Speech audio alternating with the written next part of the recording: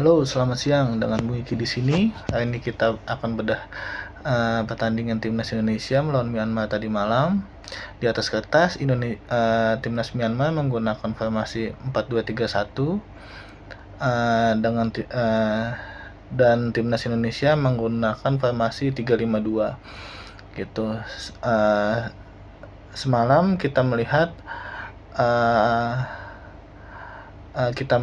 awal mula serangan itu dimulai dari sektor tengah, di mana ada Zanadin Faris, Arkan Fikri, dan Marcelino Ferdinand.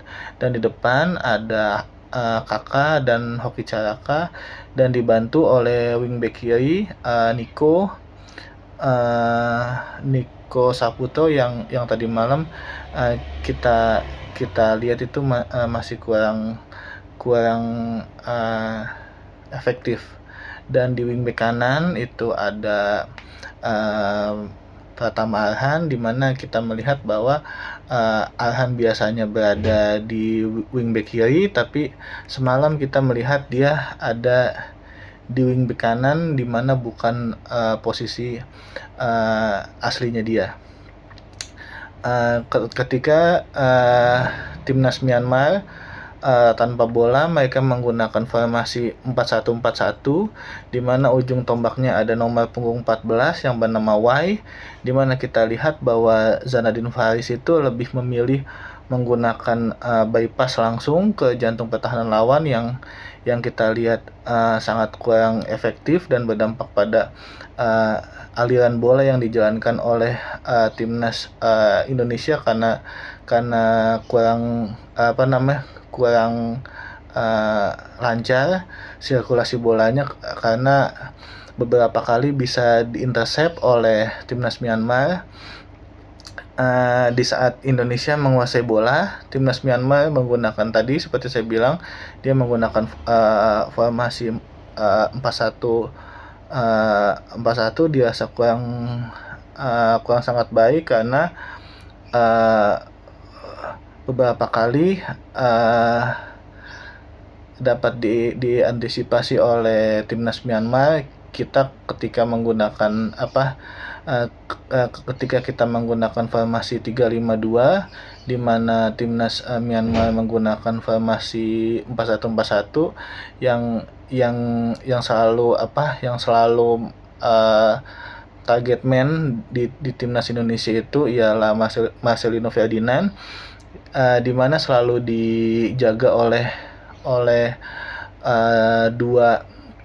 dua pemain timnas Myanmar, bahkan beberapa kali kehilangan bola dan berhasil diblok oleh timnas Myanmar. Ketika tanpa bola, Indonesia menggunakan formasi 5-3-2. Di tengah ada Marcelino Ferdinand, Zanadin Faris, dan Arkan Fikri. Sedangkan di depan ada Kakak dan Hoki Caraka. Dan 5 pemain belakang ada Niko, Donitri, Kadek, Ferrari, dan Pratama Arhan. Di mana pemain yang cukup berbahaya dari timnas Myanmar yaitu Moung, mampu menggiring bola hingga ke gawang, serta penguasaan bolanya juga cukup baik, membuat sedikit merepotkan. Walaupun permainan yang dilakukan oleh timnas Myanmar itu lebih banyak long ball, kita bisa lihat bahwa banyak long ball yang dilakukan oleh timnas Myanmar itu mampu diantisipasi oleh timnas Indonesia gitu. Nah, kita melihat juga semalam Cahya Supriyadi juga penampilannya cukup baik. Namanya sempat tenggelam beberapa waktu terakhir karena dia tidak bisa mendapatkan tempatnya di Persija, makanya dia saat ini bermain di Liga 2 bersama Bekasi FC gitu, dengan harapan dia kembali ke timnas Indonesia, dia mampu menaikkan namanya lagi di Liga Indonesia gitu. Selanjutnya, koordinasi antara Donitri, Kadek, Ferrari dirasa kurang berjalan dengan baik. Hal ini karena ketiga pemain ini jarang bermain satu sama lain. Mereka juga baru baru dipertemukan kembali. Dulu memang bekas U20 yang gagal di Piala Dunia. Setelah dikumpulkan lagi, mereka walaupun sempat TC beberapa minggu, tapi masih perlu harus ditingkatkan mengenai kekompakan yang mereka miliki di sektor belakang gitu.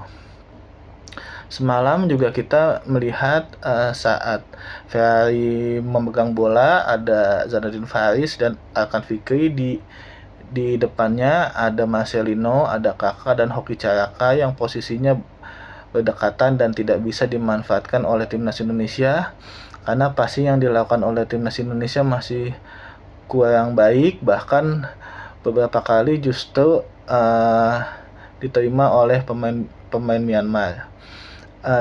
Beberapa kali peluang yang sempat diciptakan oleh Zanadin Faris mendapatkan ruang kosong untuk memberikan end passing kepada rekannya, tapi umpan yang diberikan itu terlalu deras hingga Pratama Arhan tidak bisa menjangkaunya. Ini juga bisa menjadi pelajaran penting bagi Zanadin Faris untuk mengevaluasi permainannya di timnas Indonesia dan bisa membaca situasi dan harus mempunyai visi bermain, karena beberapa pemain muda yang dimiliki oleh timnas Indonesia masih sangat minim yang memiliki visi bermain, karena ini sangat penting bagi seorang pemain bola. Dengan adanya visi bermain, para pemain bisa mengetahui kapan harus passing, kapan harus menahan bola, kapan harus shoot bola. Ini masih sangat kurang dimiliki oleh timnas Indonesia. Alkan Fikri juga pada pertandingan tadi malam kurang menonjol karena mungkin di sana ada Marcelino dan Zanadin Faris saat babak kedua, di mana formasi Indonesia yang semula 3-5-2 berubah menjadi 3-4-3, di mana 3 pemain belakang ada Kadek, Ferrari dan Donitri, dan di tengah ada Marcelino dan Alkan Fikri. Saat itu juga dimasukkan Verstoik, Asnawi Mangku Alam dan Victor Detan yang sedikit mengubah permainan, di mana Verstoik mampu beberapa kali membuka peluang yang berbahaya dan beberapa shoot yang langsung diarahkan ke kiper. Seringkali peluang Indonesia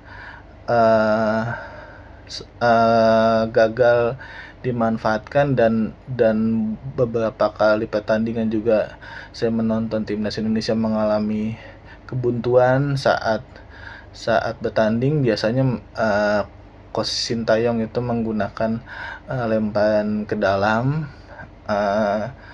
yang dilakukan oleh Pratama Arhan, dan itu terbukti efektif, di mana semalam itu ada kemelut di dekat mulut gawang dan dimanfaatkan oleh Asnawi Mangku Alam, dan itu membuahkan gol gitu.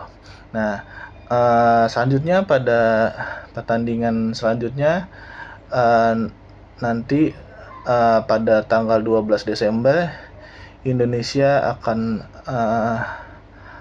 bertanding dengan Laos di Stadion Manahan Solo. Diharapkan pertandingan melawan Laos ini menjadi ajang bagi pelatih Sintayong untuk meracik tim dengan baik, karena kita tahu bahwa waktu yang mepet saat pelaksanaan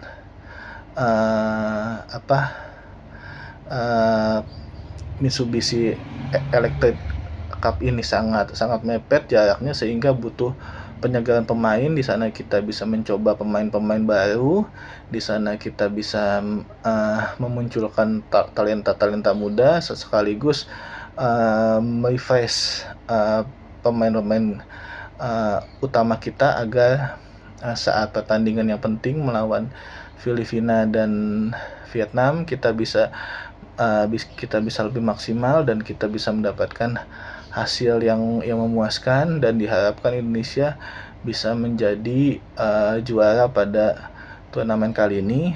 Cukup sekian, terima kasih. Mohon di subscribe, like, dan komen. Terima kasih.